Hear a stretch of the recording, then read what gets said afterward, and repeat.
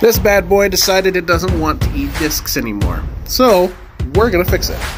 So now we need to pop off this panel with a few clips. Once underneath, you need to slide this bad boy out like that, and then she separates. Now we got that off, we need to unplug this bad boy, which is the front panel, and then undo all of these black screws. Alright, now we need to unplug the Wi-Fi cable from here and up front, and then we gotta unplug the little speaker that makes the ding noise. Now we need to take out these smaller screws to remove the Wi-Fi card. Sweet, now after you remove that, you have one last hidden screw, and then this whole top plate comes off.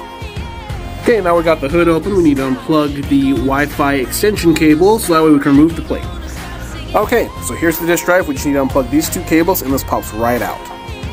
Now that we have this plate off, we now need to flip this bad boy over and undo all 4 screws in each corner.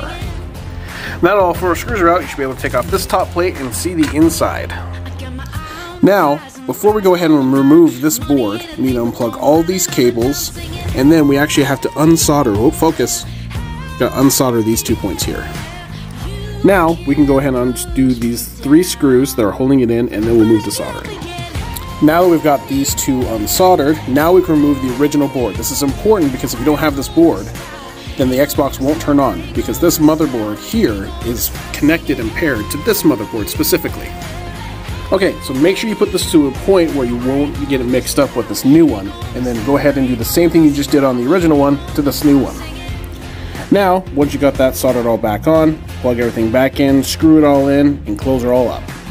Once you got it all closed up, plug her back in, and let's go ahead and test it before we close her up. Okay, now we got it all plugged in, so we got power and HDMI, we got a controller plugged in, and we have a disc from the dollar store. Just in case it destroys the disc, we don't want to destroy a good disc, so Stranger Nature it is. Alright, Xbox is on, let's go ahead and stick her in and let's see if she works. That's a good sound. Oh, and there we go.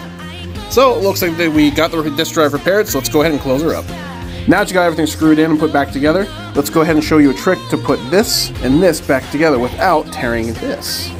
Go ahead and put this top plate back on and clip it all together and make sure that this is plugged in but not put on yet. So now you go ahead and put it on here like a hinge and push it up and it will click right into place. Just like that. Ta-da! And that is how you fix the Xbox One disk drive.